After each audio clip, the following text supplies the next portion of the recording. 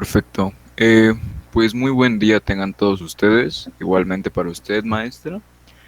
El Gracias. día de hoy les vamos a exponer lo que es la farmacodependencia, algunas características, qué es y pues nada, en sí todo lo que es un fármaco dependiente.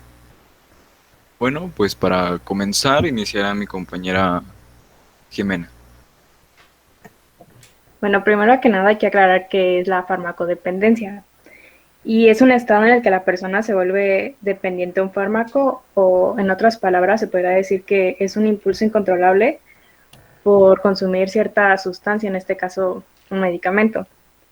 Y se caracteriza por una búsqueda y consumo que no se ajusta a unas dosis terapéuticas o recetadas por el doctor y acaba generando un daño a la persona. Esta se puede presentar de dos formas, como la forma de dependencia física y se caracteriza por una necesidad de administrarse un fármaco y para tener funciones más o menos normales en el organismo. Y la dependencia psicológica, por lo general se utiliza, bueno, pasa en casos de, ¿cómo lo digo? Bueno, es como pasa en casos generalmente cuando se utilizan medicamentos para apoyo psicológico, como antidepresivos, y bueno, por lo general no hay como una abstinencia o síntomas de abstinencia, pero sí hay como un, un, una inquietud por consumir el medicamento. Bueno, le paso la palabra a mi compañero, ¿le tocaba? A Kevin. Bueno, no está mi compañero en la clase, entonces creo que lo voy a tener que decir yo. Una disculpa si lo leo, maestra, pero no estaba Sí, dentro de está bien. los planes. Bueno, estas sustancias se clasifican en cuatro grupos. Estos son los estimulantes del SNC, anfetaminas, cocaína, PBC. También tenemos los depresores del CNC, los cuales son alcohol, apiáceos, benzodiazepina. Opiáceos, ¿Mande? opiáceos, opiáceos del opio. Ah, ok. Sí, una disculpa. Y también sedantes menores y barbitúricos. También tenemos las drogas psicodélicas, las cuales son cannabis sativa, una disculpa, LSD, mescalina, etcétera. Y por último tenemos los inhalantes. De la misma manera, algunas características de los farmacodependientes son que tienen incapacidades para esperar, se desesperan fácilmente. También tienen una fuerte tendencia a evadir la realidad. Eh, Ellos son muy impulsivos y tienen una personalidad muy vulnerable. Am, También puedo decir que algunas, o sea, para detectar a un farmacodependiente se puede notar que tiene frecuente ausentismo escolar, tiene desinterés por todo lo que lo rodea, también tiene disminución afectiva, lo cual es la depresión, tiende a estar muy aislado, rechazo a la vida social, también tiene deserción escolar y pues una ruptura de la comunicación con su familia, con los grupos sociales y con su medio escolar en general. Pues esto fue mi parte y ahora va mi compañera Hazel. ¿Puedes subirle un poquito, profesora, por favor? Ok, son los efectos fisiológicos en el organismo. Bueno, como sabemos, todo en exceso es malo y el consumo de esto, pues, tiene muchos efectos en el organismo.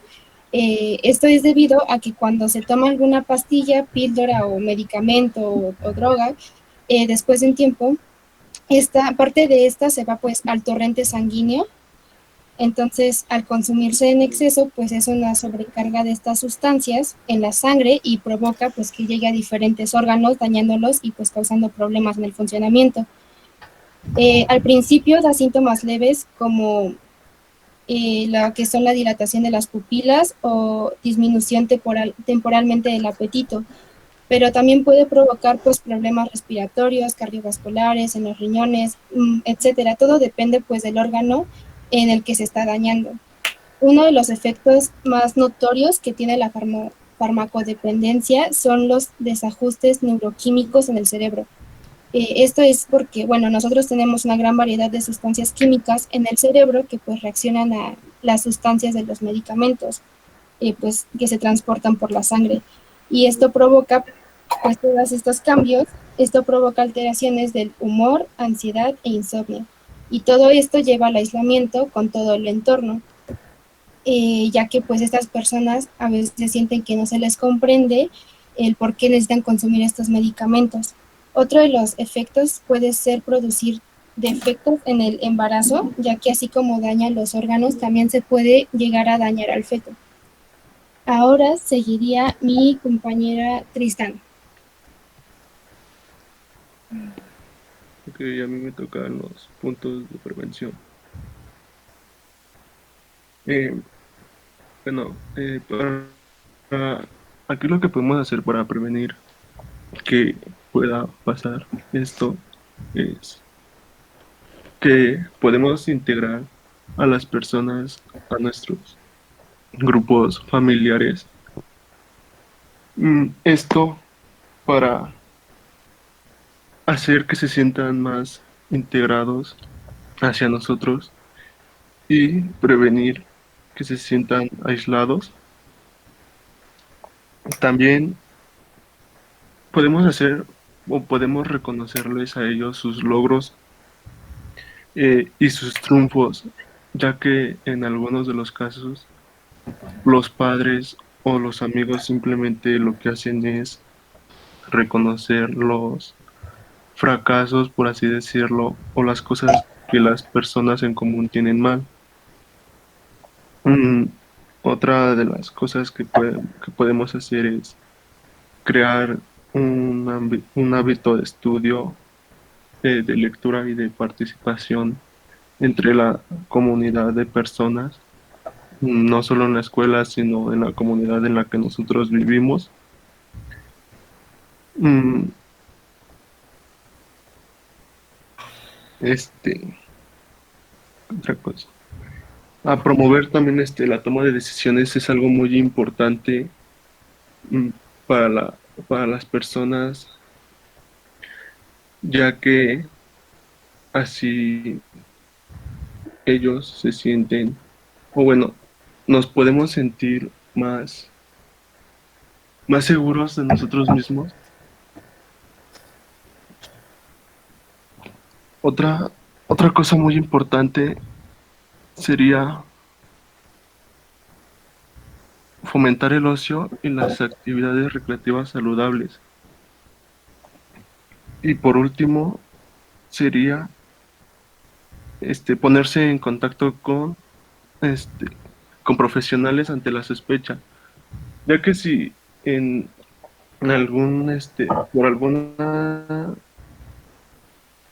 por alguna circunstancia nosotros no nos ponemos en contacto con profesionales, esto puede ser en algún momento ya más grave, porque, ¿cómo se llama?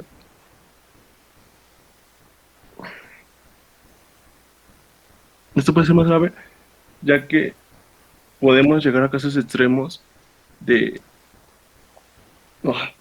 una disculpa.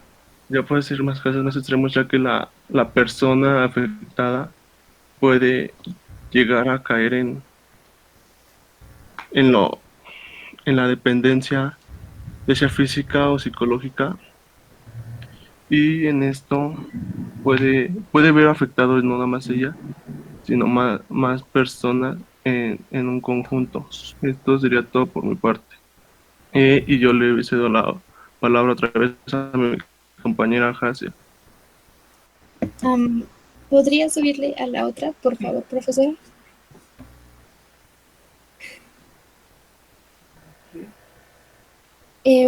Instituciones públicas que atienden la farmacodependencia.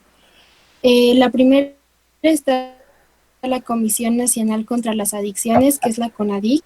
Este es un órgano apartado de la Secretaría de Salud, pero sigue siendo gratuito y trata más adicciones como el alcoholismo o el tabaquismo, pero también tiene una línea de la vida donde se puede dar ayuda psicológica y también se puede llegar a tratar lo que es la farmacodependencia. También está el Instituto Mexiquense contra las Adicciones. Este no es como tal una institución donde se brinde apoyo, sino que más bien es como si tú quieres ayudar, puedes ir ahí y te ayuda a promover la prevención y a, a crear como prevención en lugares donde no se da mucho esta educación. Luego también está el Sistema Nacional de Apoyo y el Consejo Psicológico e Intervención en Crisis.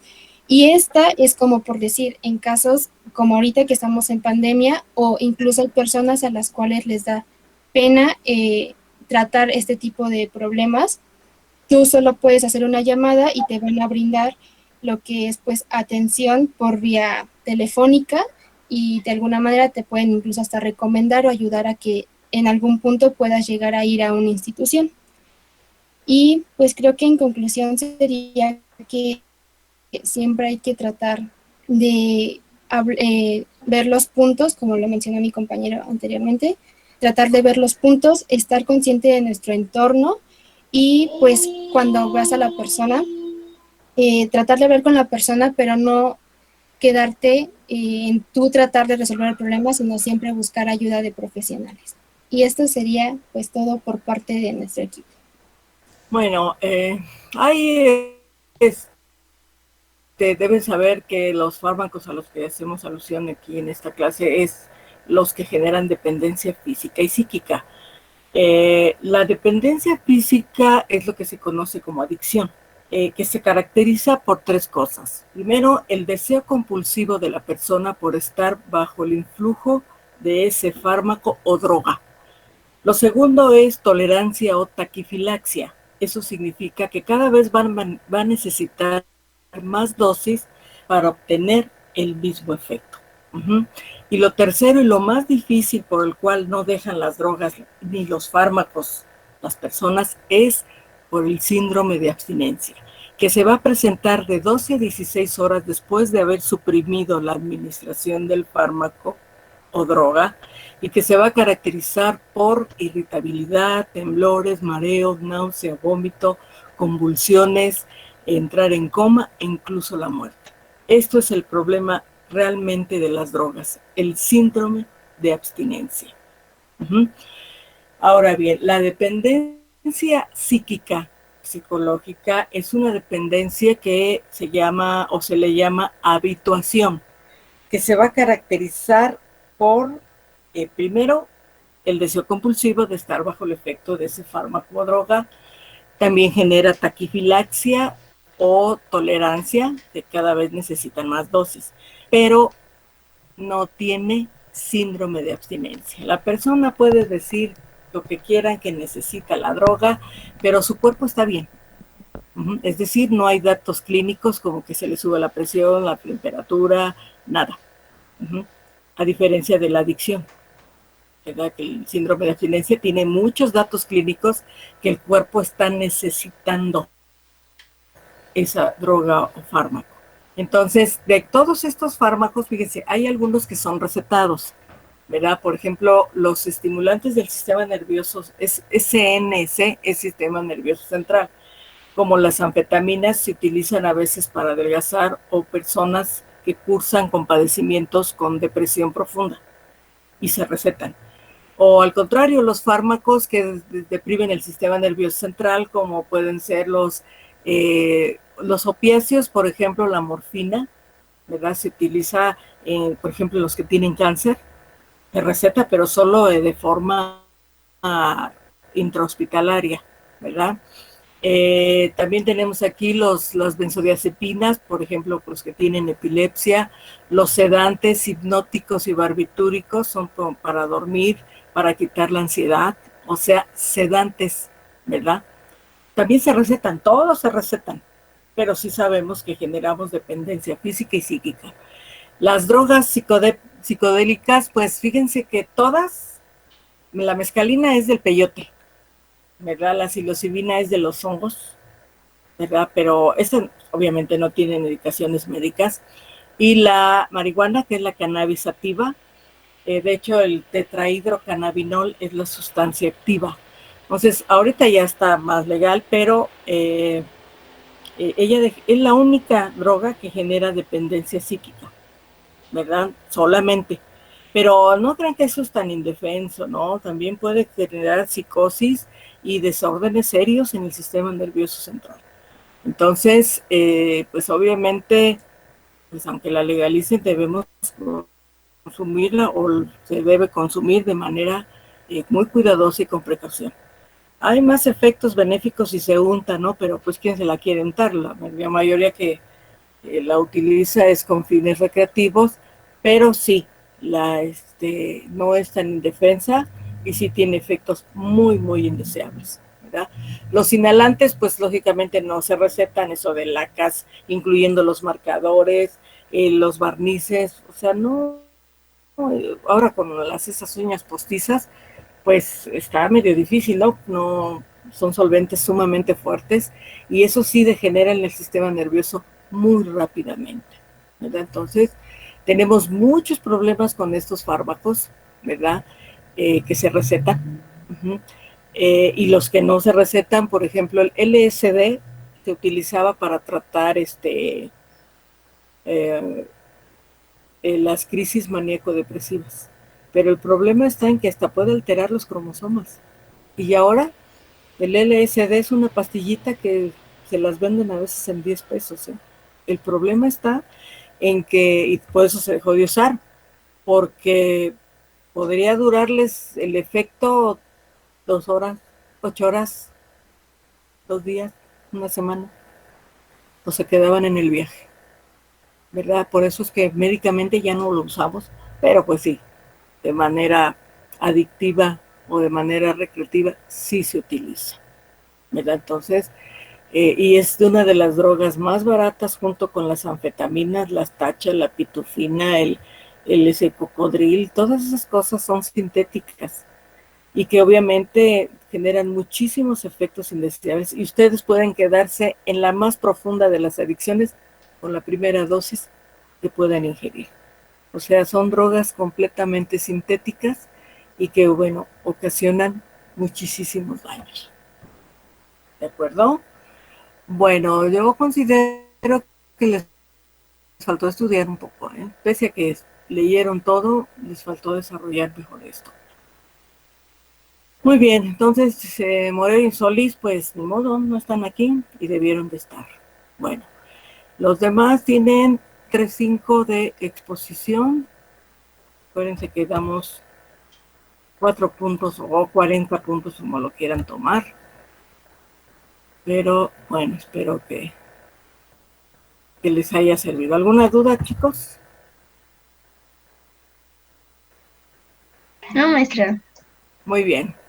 Seguimos ahora con el equipo de alcoholismo. Instituciones, creo que debe ser por acá abajo. De este equipo, ¿cuántos están? Creo que estamos completos, profesora. Si están los 6, Cortés. Cortés. Presente, aquí estoy. Fernández. Presente. Guerra. Nuestra Guerra. Morales. Aquí estoy. Ruiz. Presente. Vela. Presente, maestra. Ok, entonces nada más me faltó Guerra. Bueno, comenzamos, chicos. Sí, profesora. Bueno, buenos días, doctora y compañeros. Nosotras somos el equipo número 4, formado por Zulema, Fátima, Fernanda, Ingrid, Belén y una servidora, Samantha. Mediante el presente tríptico, conformado por una investigación realizada en base al alcoholismo, podemos determinar que este se define como una enfermedad crónica, progresiva y en muchos casos mortal, producida por el consumo incontrolado de bebidas alcohólicas, así como la dependencia a estas. Interfiere en la salud física, mental, social y o familiar, así como en las responsabilidades laborales. Cada caso es diferente, por lo tanto no hay una causa definida para el alcoholismo, pero hay factores de riesgo que pueden jugar un papel importante en su desarrollo, tales como factores biológicos, donde es más probable en las personas con algún familiar alcohólico o con algún trastorno psiquiátrico, y la razón puede encontrarse en anomalías genéticas o bioquímicas. Factores psicológicos que producen ansiedad, conflictos en las relaciones personales, baja autoestima, timidez, entre otras. Y sociales, que son la facilidad para tener contacto con el alcohol, entorno de consumo abusivo del alcohol en situaciones sociales y estilos de vida estresantes. En las características de un individuo que presenta esta enfermedad, podemos analizar que en todo el cuerpo presentan lagunas mentales, ansias, inestabilidad, mareos o sudoración. En cuanto a su comportamiento, es agitado, agresivo, comportamiento autodestructivo, comportamiento compulsivo o falta de autocontrol. Su estado de ánimo, en el estado de ánimo presenta ansiedad, culpa, descontento general, euforia o soledad. También presenta causas gastrointestinales como náuseas o vómitos, efectos psicológicos, delirio o miedo, y también otras causas comunes como dependencia física de sustancias, habla mal articulada, problemas de coordinación o temblor. Los dejo con mi compañera Belén. Yo les hablaré acerca de las sustancias activas que genera el alcoholismo y los tipos de dependencia. El alcohol es un líquido incoloro, de olor característico, soluble tanto en agua como en grasas. Se caracteriza por ser una sustancia psicoactiva, depresora del sistema nervioso central y con la capacidad de causar dependencia. Se calcula que 1 gramo de alcohol aporta al organismo 7,1 calorías. Este aporte energético no se acompaña de un aporte nutritivo como minerales, proteínas o vitaminas.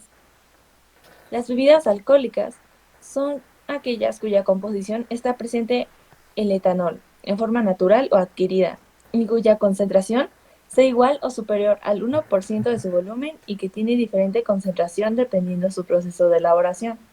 Existen 2 tipos de bebidas alcohólicas, las fermentadas y las destiladas. Las bebidas alcohólicas se clasifican básicamente en 2 grupos. Las bebidas fermentadas proceden de la fermentación de los azúcares contenidos en diferentes frutas, como las uvas, manzanas. Y las características de este grupo, bueno, digamos que las principales es la cerveza, la sidra y el vino. Su graduación alcohólica oscila entre 4 grados y 12 grados. Su descubrimiento fue casual, como resultado de la putrefacción natural de las frutas almacenadas. Las bebidas destiladas resultan de la depuración de las bebidas fermentadas, para obtener mayores concentraciones de alcohol. Se trata de bebidas como el vodka, la ginebra o el ron, y oscilan entre 40 grados y 50 grados. El consumo de alcohol provoca que el páncreas produzca algunas sustancias nocivas, que pueden inflamar sus vasos sanguíneos, al igual que generar piedras en la vesícula y vías biliares. Estas pueden llegar a causar pancreatitis. Igualmente se presentan molestias gástricas a causa de la erosión de la mucosa producida por el etanol. Sus efectos en el hígado es que al ser metabolizado en acetaldehído, despolariza proteínas, oxida lípidos, consume vitaminas del grupo B y daña sus tejidos. Existen diferentes tipos de dependencia al alcohol. La tipo A es de dependencia leve. El tipo B es de dependencia fuerte y generalmente se encuentra relacionado con problemas de alcohol familiares. Los bebedores sociales toman diariamente, sin embargo, es de alguna forma moderada. Y por último, los bebedores aislados. Estos beben solos, pero de forma compulsiva. Ahora les explicará otro tema mi compañera Fátima. Bueno, yo voy a explicar cómo se metaboliza el alcohol. El alcohol se va a descomponer principalmente en el hígado. Aquí se descompone el 90% del alcohol y el 10% restante va a ser por medio de la sudoración, la respiración y la orina. El cuerpo puede metabolizar aproximadamente una bebida por hora para los hombres, ya que van a influir factores como la edad, el peso, el sexo y la cantidad de alimentos que se ingirieron antes de tomar alcohol. Aunque pasa también a través del sistema digestivo, no va a ser digerido como el resto de los alimentos. Cuando llega al tracto gastrointestinal, una porción bastante importante se va a absorber por medio del tejido del estómago y del intestino delgado. Va a pasar al torrente sanguíneo y lo va a llevar a todo el cuerpo para finalmente llegar al cerebro. La tasa de metabolismo no se puede acelerar ni tomando agua ni durmiendo, pero sí puede ser un poco más lenta cuando se ingirieron alimentos antes de tomar alcohol. ¿Por qué? Porque los alimentos pueden absorber el alcohol, pueden impedir que entre el alcohol en contacto con el revestimiento del estómago y va a retrasar su tránsito. Ahora les va a explicar otro tema, Zulema. Bueno, pues yo voy a explicar la clasificación del alcoholismo y para esto pues debo mencionar que existen, ahí está bien, maestra, gracias, varias clasificaciones, pero vamos a hablar específicamente de dos, que es la del autor Jelinek, y él señala que se ha denominado el alcoholismo a cualquier uso de bebidas alcohólicas que cause algún daño al individuo o a la sociedad, así. Y propone la siguiente clasificación, que es el alcoholismo alfa. Este representa una dependencia de confianza continua y psicológica. Utiliza el alcohol para aliviar el dolor corporal o emocional. Asimismo, no hay signos de un proceso progresivo y conduce a la pérdida de control ni a la incapacidad de abstenerse, y sus consecuencias son sociales. El alcoholismo beta, en el que se representan complicaciones en la esfera física sin que haya dependencia física o psicológica. El alcoholismo gamma es en el que hay progresión de la dependencia psicológica a la física y que se caracteriza por un aumento adquirido de la tolerancia al alcohol, metabolismo celular adaptado, síntomas de privación y ansia de alcohol, es decir, dependencia física y pérdida de control en la ingestión. En esta también se puede presentar el síndrome de abstinencia. En el alcoholismo delta se presentan las mismas características que el gamma, pero en lugar de la pérdida de control se observa una forma más moderada de esta y también presenta el síndrome de abstinencia. Y el alcoholismo epsilon es un alcoholismo episódico y es como tal la enfermedad. Igualmente, la clasificación de Marconi se basa en la cantidad de alcohol ingerido y en la modalidad evolutiva, y sus categorías son la abstinencia, o sea, síndrome de abstinencia, consumo social discreto o moderado, consumo de riesgo, consumo perjudicial y dependencia alcohólica. Y seguimos con mi compañera Fernanda. Yo les hablaré sobre los efectos fisiológicos en el sistema digestivo. En el esófago se presenta una alteración en su motilidad en personas a las que se les administra alcohol, ya sea bebiéndolo o por vía intravenosa. Motilidad se entiende a la actividad de las células musculares lisas y circulares del desplazamiento del quimo por el aparato digestivo. Esto, sumado a una peor acción de los esfínteres esofágicos superior e inferior, que contribuyen al reflujo y al vómito de cualquier cosa que ingiramos. Esta motilidad se ve afectada en bebedores crónicos y en personas sanas se revierte pasadas unas cuantas horas. En las paredes del estómago está recubierto dentro por una capa de mucosa que segrega bicarbonato, lo cual hace un efecto tapón que mantiene un pH estable. Pues bien, el alcohol consume esta capa mucosa, dejando tejido no resistente a la acidez al descubierto y provocando gastritis agudas, úlceras o hemorragias. De nuevo, este efecto se revierte al cabo de unos días en personas sanas y más graves en bebedores habituales.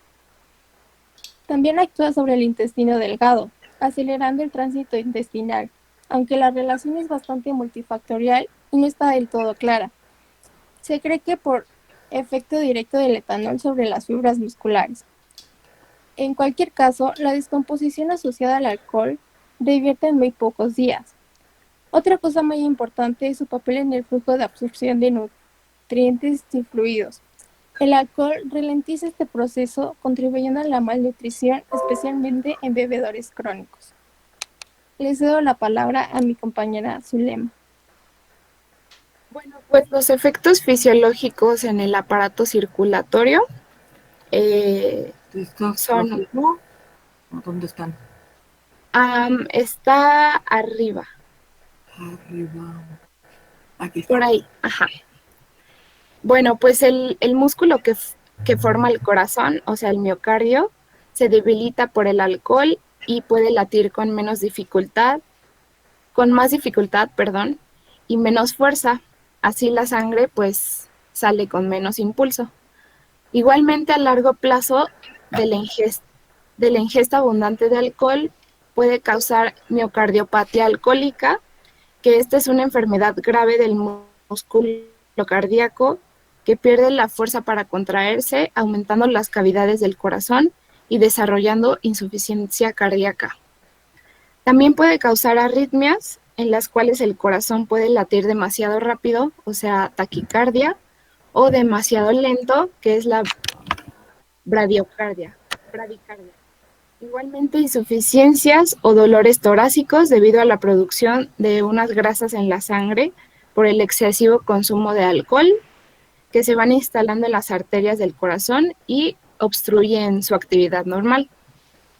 También el consumo inmoderado y prolongado del alcohol puede derivar en hipertensión arterial, que es un trastorno en el que los vasos sanguíneos tienen una tensión persistentemente alta, lo que puede dañarlos. Bueno, la tensión arterial es la fuerza que ejerce la sangre contra las paredes de las arterias al ser bombeadas por el corazón. Y cuanto más alta es la tensión, más esfuerzo tiene que realizar el corazón para bombear.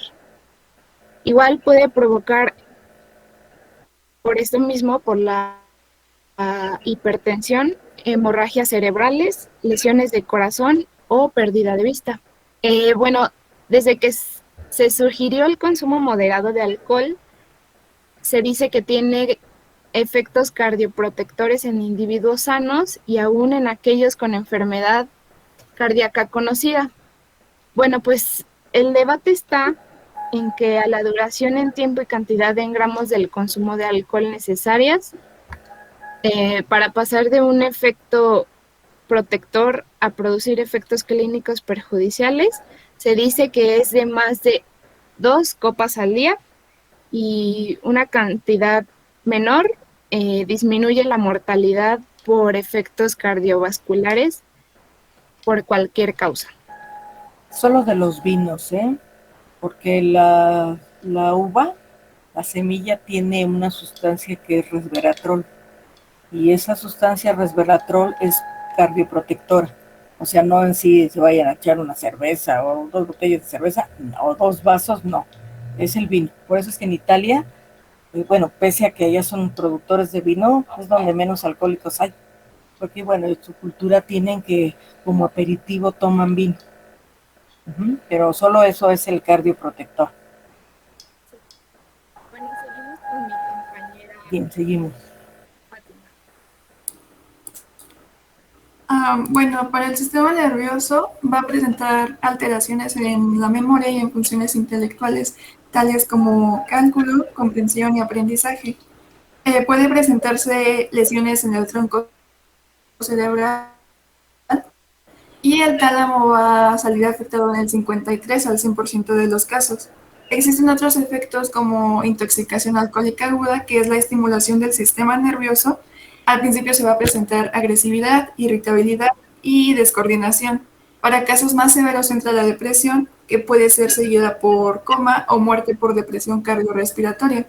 Después tenemos a la encefalopatía de Wernicke, que es una deficiencia de vitamina B1. La pelagra es una deficiencia de ácido nicótico.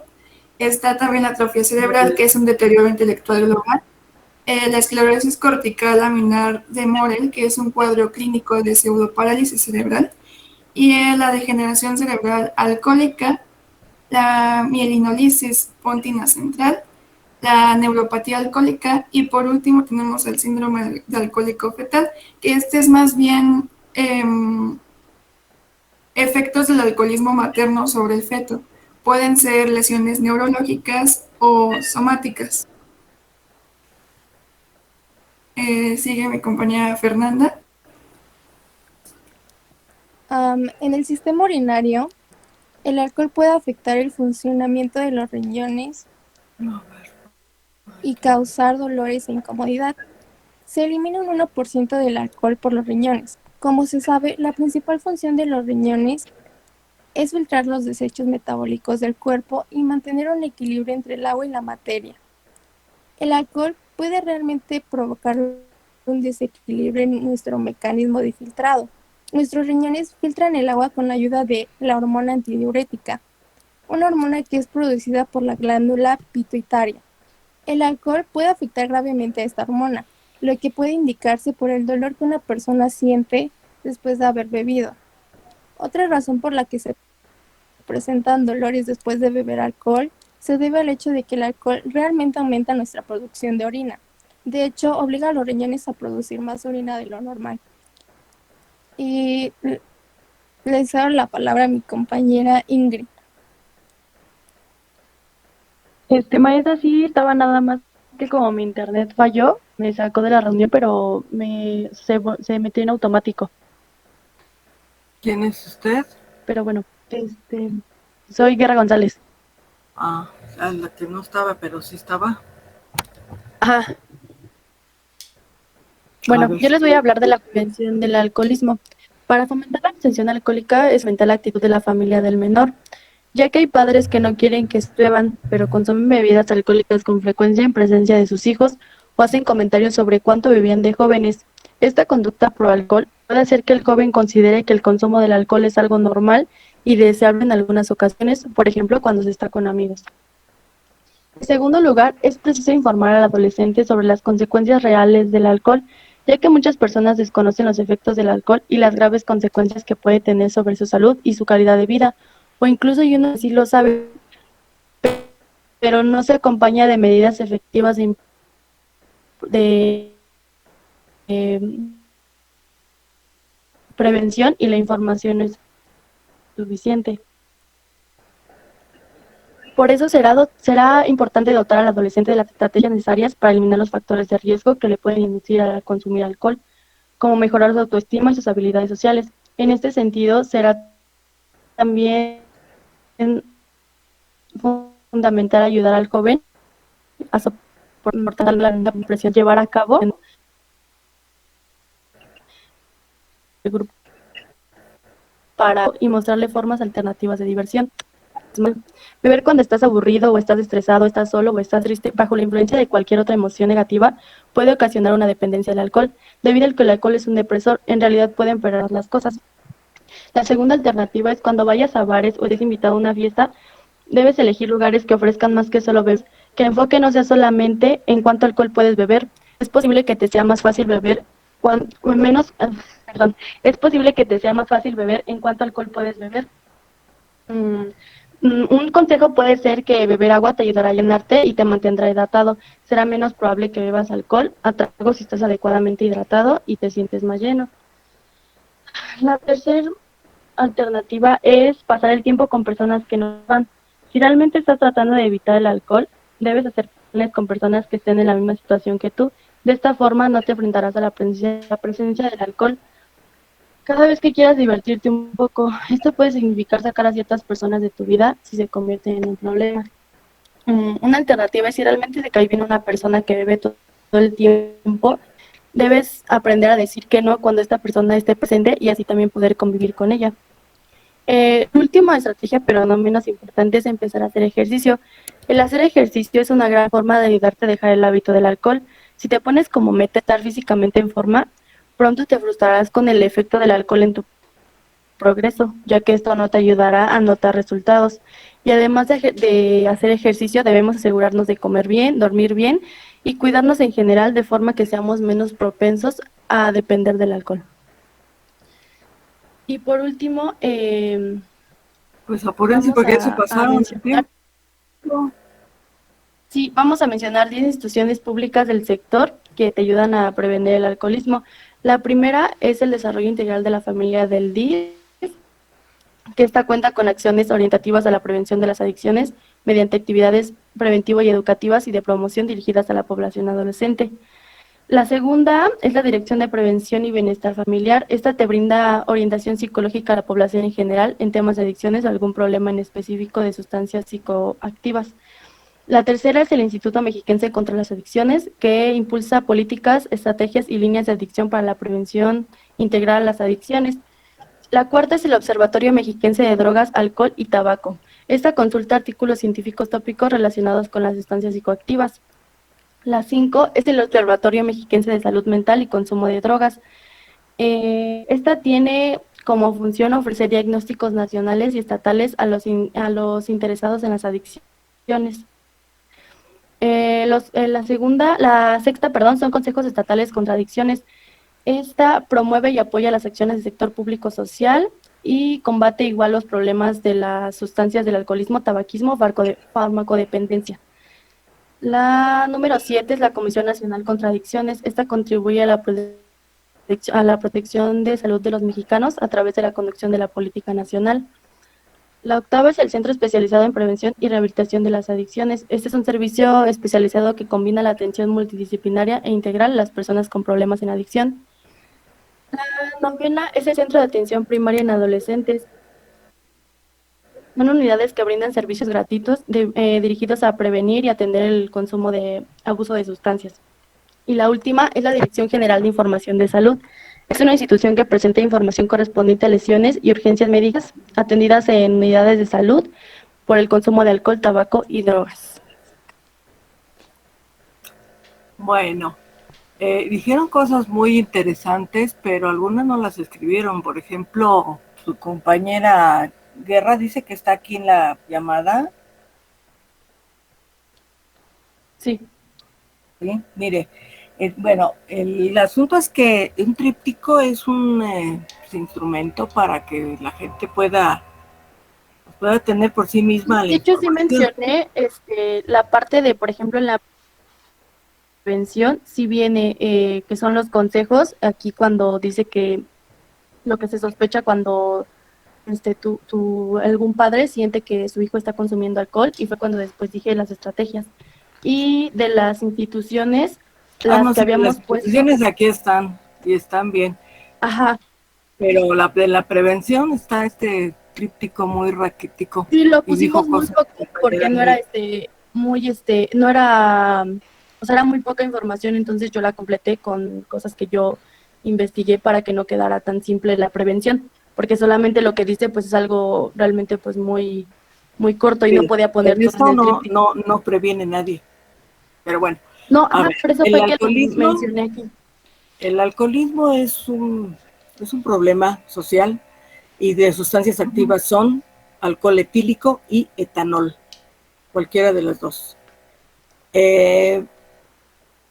Las dependencias que generan son las dos, dependencia física y dependencia psíquica, así como mencionamos en la farmacodependencia, ¿verdad? El asunto es que su hígado, bueno, nos platicaron de cómo se degrada el alcohol, pero pues no especificaron tampoco nada. Se supone que el hígado metaboliza 1 onza de alcohol por hora, esto es como pues 28 mililitros por hora. Sin embargo, bueno, primero lo transforma en acetoaldehído, después en ácido acético, y el producto final es glucosa, es dióxido de carbono y agua. Este metabolismo se llama oxidación, y por eso la gente bebedora se muere de cirrosis, ¿no? Porque es el que se va a encargar de degradarlo. Entonces, bueno, su tríptico en general, pues hay unas partes sí se ven, está bien, pero en otras partes como que de repente nada más me copiaron y pegaron, y debieron puntualizar, así como en algunos casos de los tipos de estas nuevas dependencias, pero finalmente genera dependencia física y psíquica. Entonces, pero bueno, en fin, y tardaron muchísimo tiempo, siendo que solo tenían que tener 10 minutos. ¿Sí? Bueno, Tienen 3 puntos, equipo. Vamos a ponerle. Muy bien. El siguiente equipo es anorexia y bulimia, así como está, los presento, para no moverles mucho.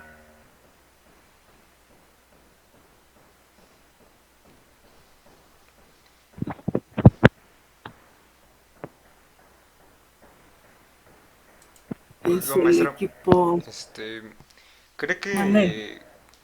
que los que faltan para exponer se puede hacer el siguiente viernes? Bueno, este viernes que viene. Pues sí, por supuesto. Lo que pasa es que yo sigo instrucciones de las autoridades de no exigirles tanto que estén en grupo. Pero sí, yo tengo las horas destinadas para cada grupo, y si los que deseen, que los que lleguen a faltar ahorita, pues no menos pasan 2 equipos, y los que falten, pues si ustedes y todos tienen la posibilidad de conectarse sin problema, pues yo no tengo inconveniente. Pero yo creo que lo decidimos al final. No le oigo. No, aquí nosotros no tenemos problema en eso. Bueno, muy bien. Entonces, bueno, pues ahorita el pase el 7 y el siguiente que siga, como están aquí ordenados, como me los enviaron, así los vamos a ir presentando. De este equipo, a ver, Bárcenas. ¿No está? ¿Durán? Sí, maestra, aquí estoy. Sí está Bárcenas. Bueno, Durán. Sí, Bárcenas. Presente. González López. Mendoza Prado. Presente, maestra, perdón. A ver, González López, ¿sí estuvo? Aquí El otro es Mendoza, sí. Pliego. Presente. Presente. ¿Y Tello? Presente. Bueno, pues vamos a empezar. Bueno, buenos días, compañera profesora. Bueno, como ya mencionó la profesora, nosotros somos el equipo 7 y les vamos a hablar sobre la anorexia y la bulimia. Primero que nada, debemos de saber qué son los trastornos alimenticios. Los trastornos alimenticios o alimentarios se definen como hábitos desorganizados de la ingesta de alimentos. Las personas que suelen padecer de ello se debe normalmente al miedo que tienen a subir de peso. Y empezamos con la anorexia. La anorexia se define como la falta o disminución del apetito, ya sea mental o nerviosa. Este es un síndrome que se observa en mujeres jóvenes. El 90 y 95% de las personas afectadas son mujeres entre la edad de 12 y 25 años, y es mucho más común entre los 12 y los 17 años. Entonces, bueno, nosotros a nuestra edad tenemos que estar muy atentas y cuidar mucho este aspecto. Causas.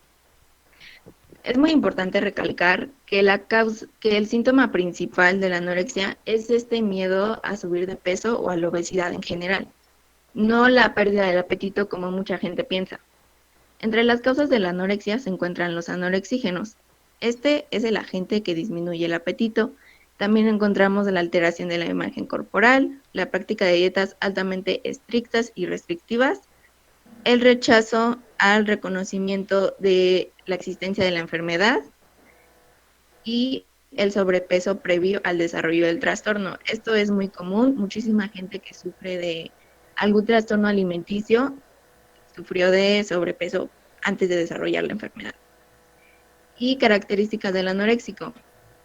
Estas son que ellos reducen la ingesta de alimento, ya sea atesorando o tirando los alimentos a la basura. Hacen ejercicio de una manera excesiva y extenuante y se autoinducen el vómito. Y también practican el uso de laxantes. Bueno, los efectos fisiológicos que provoca la anorexia son diversos, como la extrema pérdida de peso corporal, la cual suele ser muy notoria. También en el caso de las mujeres, los periodos menstruales comienzan a cesar y en el caso de los hombres se pierde el deseo sexual. Comienza un debilitamiento físico debido a la falta de alimentación, que si esta continúa puede provocar ritmos cardíacos anormales, la erosión de los minerales de los huesos que puede dañar las articulaciones, problemas motores para poder oír, ver y hablar. La anemia es un efecto muy común en este trastorno debido a que el cuerpo deja de recibir ciertas vitaminas, minerales y nutrientes que necesita para producir los glóbulos rojos, como el hierro, la vitamina B12 y el ácido fólico. Esto también debido a una mala alimentación. Se hace presencia de una piel seca y úlceras bucales. Existe una falta de concentración y malos reflejos. También hay una disfunción pituitaria, que es cuando la hipófisis deja de producir una o más hormonas o no las produce en la cantidad suficiente. Y por otro lado tenemos a la hormona vasopresina en altas concentraciones, que esto es cuando hay una deshidratación en el cuerpo, esta se eleva para evitar la pérdida de agua.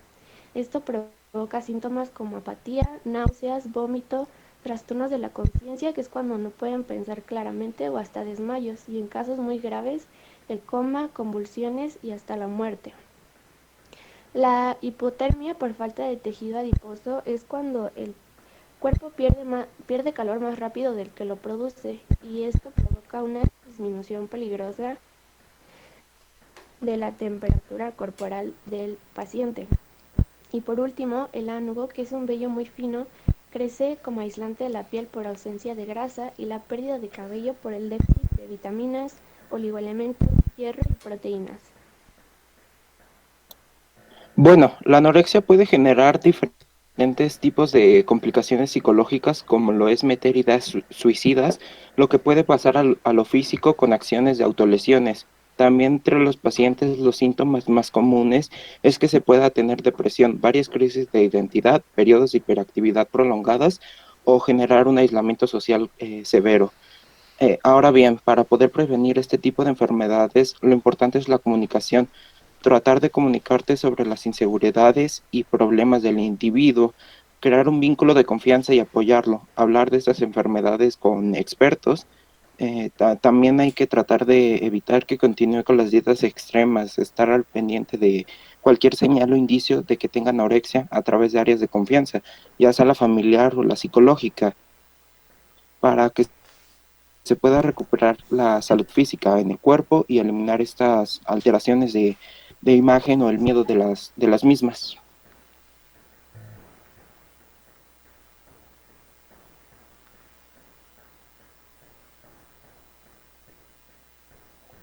Bien, después hablaremos sobre la bulimia. La bulimia en sí es un trastorno alimentario por el cual una persona que está dentro del periodo de las edades de 12 y 18 años tiene episodios regulares de comer una gran cantidad de alimento. Después de esto, las personas utilizan diversas formas para evitar subir de peso, tales como vomitar o consumir grandes cantidades de laxantes. Las principales causas son las dietas continuas, las cuales privan al individuo de carbohidratos complejos, y esto activa el mecanismo homeostático que lo impulsa a contrarrestar esta deficiencia. Además de cuando el comedor restringido cree de que ha violado la dieta, comienza a ingerir alimentos en exceso que supuestamente él considera buenos. Además de ello, debe de existir un sobrepeso previo al desarrollo del trastorno. Y como lo había dicho antes, este trastorno está más susceptible a jóvenes, adolescentes, por lo cual no tiene una personalidad muy arraigada y está propenso a ceder a la presión cultural y social del individuo hacia una imagen idealizada. ¿Le puedes subir tantito, maestra? Claro. Además de eso, la somnolencia compulsiva y debería de existir una anorexia previa al desarrollo de la bulimia, aunque este último punto no podría ser en sí obligatorio. Además de eso, la persona deberá de tener una baja autoestima, con presencia generalmente de estrés y depresión, y desarrollar pocas habilidades para la resolución de problemas. Las características principales de la bulimia son que la persona realiza en sí grandes planes para comidas, las cuales pierden el control en sí y por ello toman laxantes o vomitan, como lo habíamos comentado anteriormente, para evitar subir de peso. Muestran altos niveles de ansiedad frente a los alimentos y a la conducta de comer, o también lo podemos simplificar como que no tienen un control en sí. Tienen grandes preocupaciones por su imagen corporal, además intentan ocultar los rituales bulímicos a familiares y amigos. Lógicos del trastorno de la bulimia son la polifagia, que se define como la sensación de querer consumir alimentos en exceso, deshidratación por el exceso de vómito, complicaciones en el aparato digestivo. ¿Me puedo bajar, profesora? Sí, gracias. Complicaciones en el reflujo en el esófago debido al ácido que se regresa en el vómito del estómago a la boca. Complicaciones en el aparato respiratorio, donde los vómitos pueden causar ronquera crónica, además de problemas en el pulmón por la aspiración de alimentos que son ácidos, de por sí ya son ácidos, y aparte traen el ácido del estómago. Problemas cardiovasculares que se dan por uso adecuado de laxantes que deshidratan el cuerpo y por lo tanto se disminuyen los electrolitos. Complicaciones en el sistema musculoesquelético, ya que el uso excesivo de laxantes causa deshidratación y por ende se pierde cantidades de potasio. Patologías dentales, que en este caso los vómitos traen ácido que dañan el esmalte de los dientes, volviendo más sensible los dientes y las encías, se hacen caries y se provoca una recesión gingival, en la que consiste en que cuando la encía se retrae y deja expuesta una parte del diente. También puede provocar una ruptura gástrica por el exceso de ingestión de alimentos durante los atracones, irritación y posible ruptura en las paredes del esófago por el vómito frecuente. También esto causa constipación o estreñimiento de las laxantes. Y finalmente úlceras gástricas o pancreatitis, que es la inflamación del páncreas. ¿Le puede subir tantito, maestra? Sí.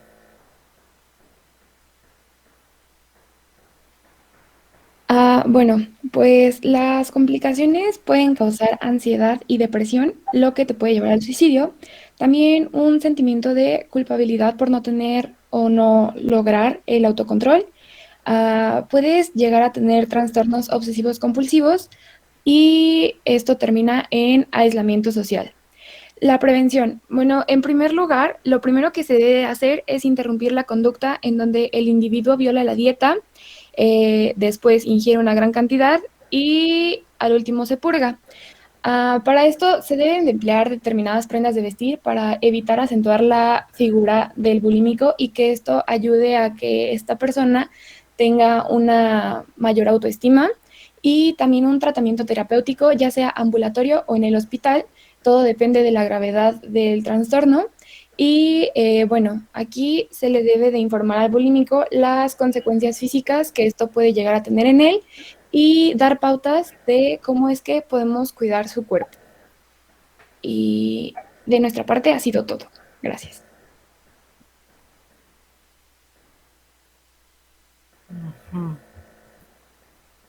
Muy bien, su tríptico está en general bien hecho. Trae los puntos relevantes de lo que hay que tratar. Igual la persona que lo lea puede profundizar, pero los puntos están bien establecidos. Muy bien. ¿Tienen sus 4 puntos, equipo? Son el 7, ¿verdad? Sí, profesora. Okay. Se muestra. Gracias. Gracias. Y finalmente nos falta un equipo más, pero el día de hoy, vamos a ver, este es el equipo de desnutrición y obesidad. ¿Alguna duda hasta aquí, chicos?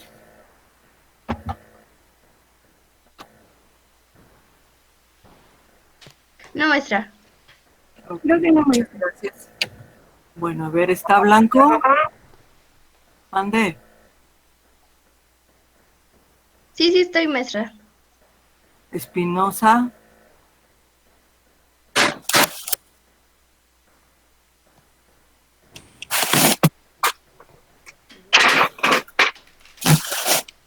Creo que sí está bien, ¿verdad? Sí, aquí estoy.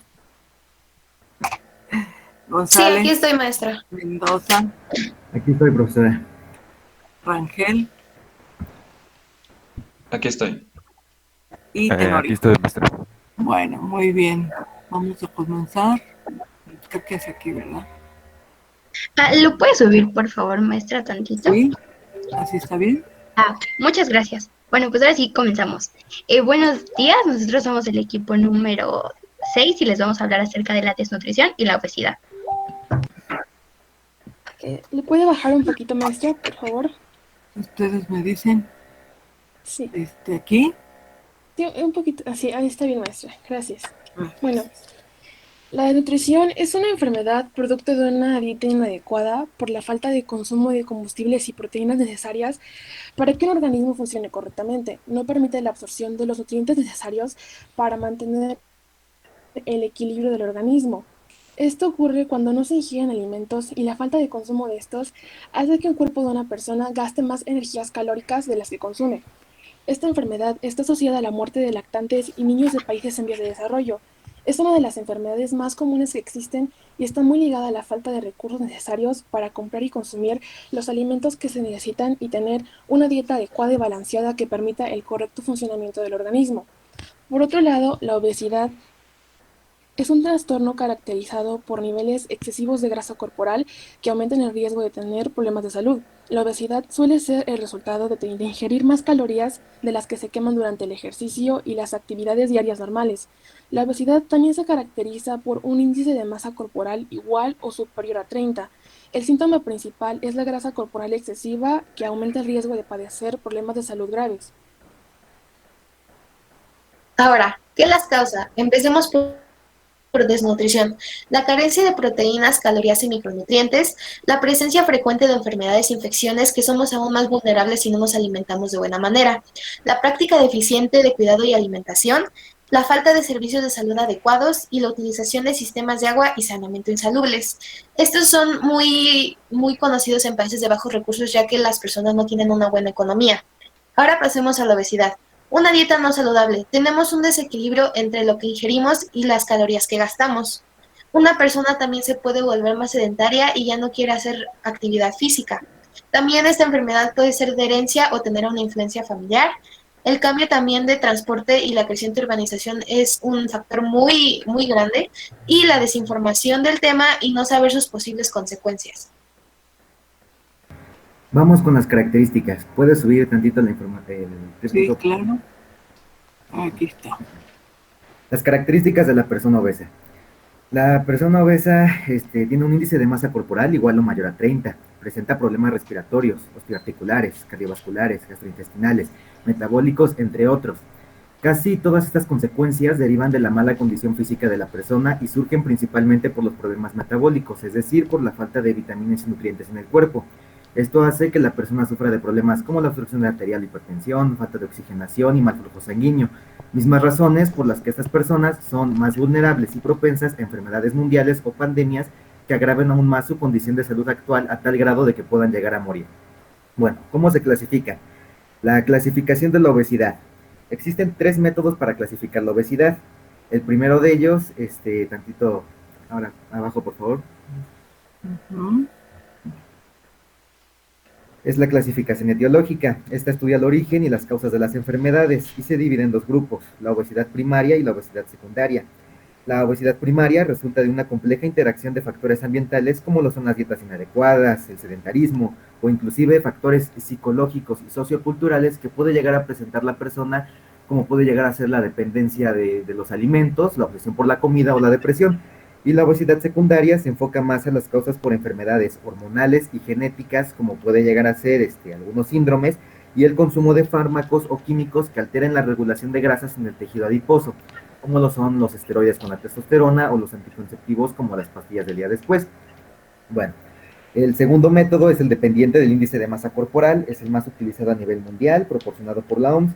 Este método consta de una fórmula matemática sencilla, que es la división del peso de la persona sobre su altura al cuadrado, para que así el resultado se compare con el índice de masa corporal, que es una tabla, y pueda ayudarme a determinar mi estado de peso actual. En este caso, y como lo vimos anteriormente, la persona obesa presenta un índice de masa corporal igual o mayor a 30.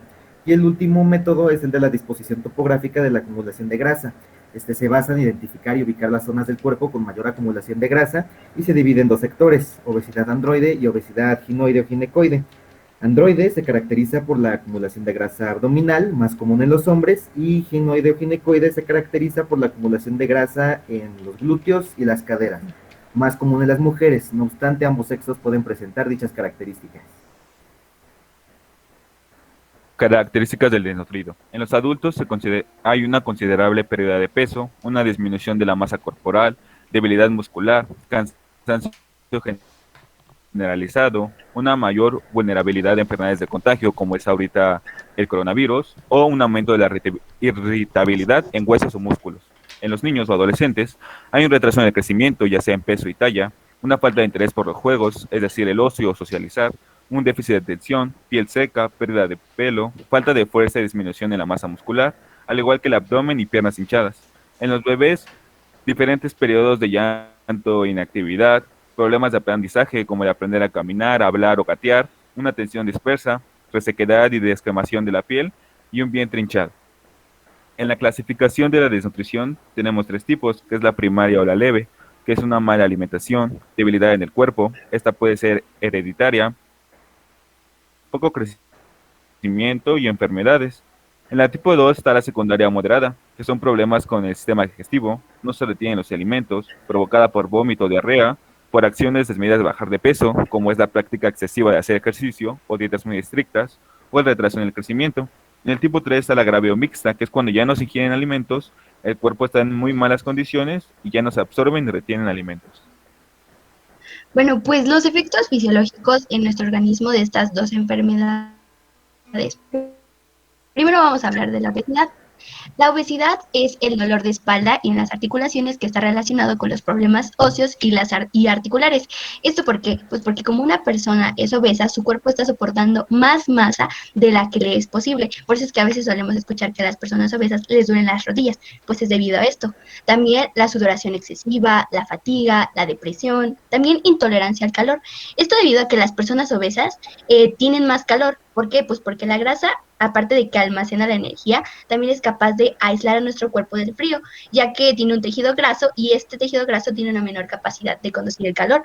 Por ello, también tiene una sensación de falta del aire, también infecciones de los pliegues cutáneos, como por ejemplo en las axilas y en la ingle, y además de problemas ginecológicos, porque hay científicos que han demostrado que las niñas que tienen obesidad son más propensas a tener una pubertad temprana y además ciclos menstruales irregulares. Y por último, la dificultad para vivir. Por otra parte, en la desnutrición encontramos una disminución en el peso y volumen corporal, es decir, una disminución en la masa muscular, además de una fragilidad ósea. ¿Esto por qué? Pues porque como ya sabemos, nosotros cuando comemos los alimentos, nuestro cuerpo pues solamente almacena los nutrimentos necesarios para que pues esté fuerte, ¿no? Pero esto no sucede en la desnutrición.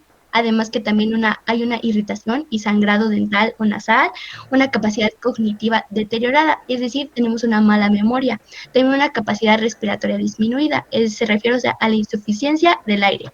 También disfunciones pancreáticas y hepáticas, una disminución en el funcionamiento gastrointestinal, es decir, problemas renales, deficiencia y también en los riñones. Además de que hay una aparición de la anemia, que tenemos que recordar que la anemia es cuando el cuerpo no tiene suficientes glóbulos rojos sanos, es decir, que no tiene suficiente hemoglobina.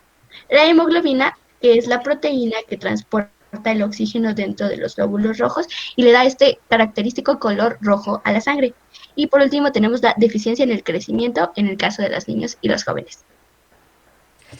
En las complicaciones de la desnutrición están las respiratorias, como el síndrome de dificultad respiratoria, enfermedad de membrana hialina, neumonía intrauterina, neumotórax, hipertensión pulmonar. Están las complicaciones neurológicas, como la creatinifosfosinasa, encefalopatía hipóxica isquémica, hemorragia intracraneal, leucomalacia, crisis convulsivas y las complicaciones digestivas y metabólicas como la hiperbilirrubinemia, alteración de la deglución, hipoglucemia y enterocolitis necrosante.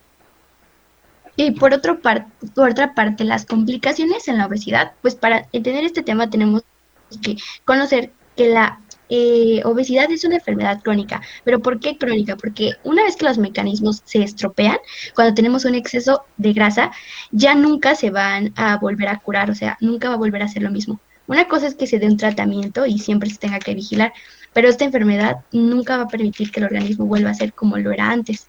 Entonces, por eso tenemos complicaciones como la diabetes tipo 2, la hipertensión arterial, la cardiopatía, enfermedades cardiovasculares que encontramos la trombosis, el derrame cerebral, el miocardio y también niveles altos del colesterol, además de una apnea del sueño y problemas respiratorios. ¿Sí le podría subir, por favor, maestra? Sí. Finalizando con cómo prevenir estas enfermedades. Para prevenir la desnutrición, es recomendable incluir en cada comida alimentos de los 3 grupos de platos del buen comer, o sea, frutas y verduras, alimentos de origen animal y leguminosas y cereales. El consumir la cantidad necesaria y justa de agua ayudará a que nuestro cuerpo siga trabajando sin problemas. También es muy necesario cuidar muy bien la higiene al momento de preparar o de consumir alimentos. Si este punto no se cumple, lo más seguro es que se contraiga alguna intoxicación o infección. Revisar cada cierto tiempo nuestra dentadura ayudará a identificar algún problema en la deglución. Si hay un problema en la deglución, el alimento que ingeramos provocará que nuestro cuerpo tarde más digiriendo los alimentos. Y si el individuo en cuestión ya se encuentra con desnutrición y el enriquecimiento natural no está dando resultados, se debería de pensar en el uso de suplementos artificiales para la dieta. Estos suplementos cumplirán la función de añadir un extra de proteínas y de calorías a la dieta, pero claro está que no debe sustituir a las comidas, salvo en casos especiales como puede ser la anorexia. En el caso de la obesidad, lo que se recomienda es realizar 3 comidas al día: el desayuno, la comida y la cena, y entre estos puede haber entre 1 o 2 refrigerios. Lo que no se debe de hacer es comer fuera del horario de las comidas ni agregar alguna otra comida.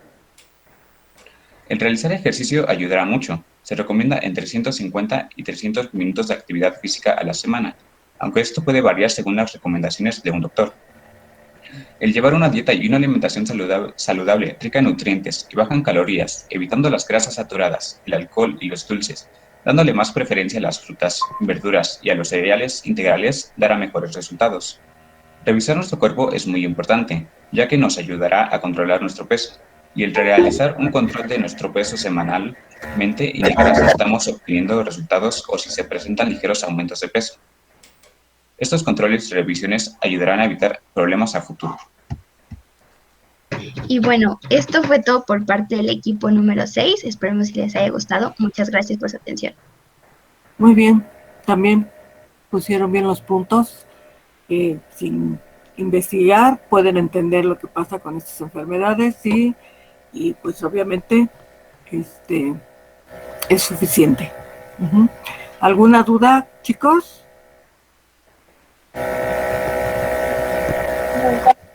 Bueno, tienen sus 4 puntos, son el equipo 6, ¿verdad?